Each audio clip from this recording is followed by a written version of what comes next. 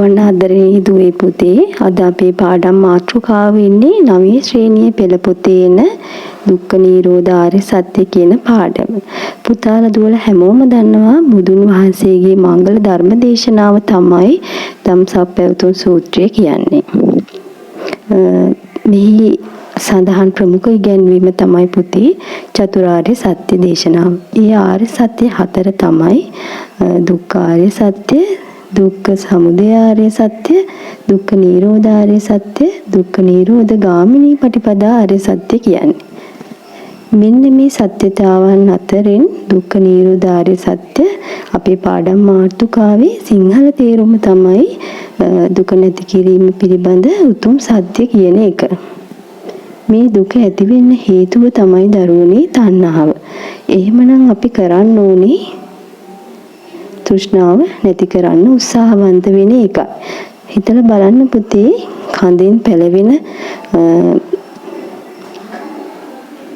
ගහක් මුල හොඳින් තියෙද්දී කපලා දැම්මට වැඩක් තියනවද? කාලයත් එක්ක නැවතත් ගහ ලියලා වැඩෙන එක තමයි සිදු වෙන්නේ. ඒ වගේම තමයි තෘෂ්ණාව කියන එක. දුක ඇතිවීමෙත් නැවතීමක් නැහැ. එහෙමනම් කරන්න ඕනේ ගහ නැවත හට නොගන්න මුලින්ම උදුරලා ඉවත් කිරීමයි. තෘෂ්ණාවත් ඒ වගේමයි සම්පූර්ණයෙන් නැති කෙරුවොත් දුකෙත් නැවත ඇතිවීමක් නොවන බව තමයි තහවුරු කරන්නේ. බුද්ධ දේශනාවේ සඳහන් වෙනවා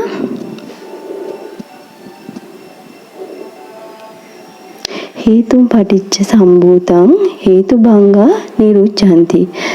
තේරුම තමයි දරුවනේ හේතුවෙන් හටගත් දෙය හේතුව නැතිවීමෙන් නැති වෙයි කියන එක. පුතාලා දන්නවා දුක ඇති වෙන්න තණ්හාව නිසා කියලා. එහෙමනම් දුක ඇති වෙන එක වළක්වන්න තණ්හාව නැති කරන්න තමයි අපි ක්‍රියා කළ යුතු වෙන්නේ.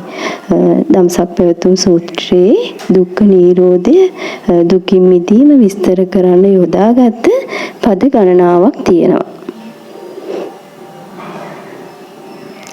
ඒ තමයි තණ්හාය ආශේෂ විරාග නිරෝධෝ.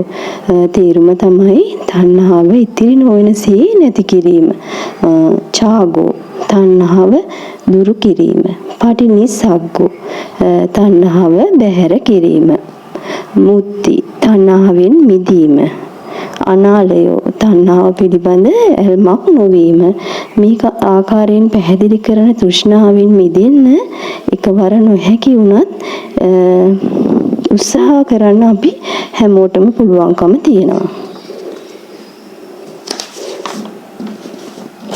ඒ වගේම චක්කු, සෝත, ගාන, ජීවහා, කාය යන පංච ඉන්ද්‍රියන් රූප, ශබ්ද, ගන්ධ, රස, ස්පර්ශ කියන අරමුණුත් සමග ගැටීම හේතු කරගෙන තමයි පුතේ තණ්හාව ඇති වෙන්නේ. මේ විදිහට තණ්හාවෙන් යුතු මිනිස්සු දිව්‍ය මනුෂ්‍ය ලෝකවල උපත ලැබලා ලබන සුවය తాවකාලික වෙනවා. නමුත් සම්පූර්ණයෙන්ම තණ්හාව දුරු කරලා ලබන ලෝකෝත්තර සුවය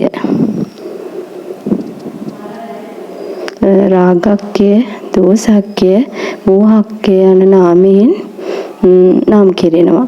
මේ විදිහට දුක්ඛ නිරෝධය කිරීම තුලින් ලබන පරම සුවය තමයි පුතේ නිර්වාණය නිවන කියලා හඳුන්වන්නේ.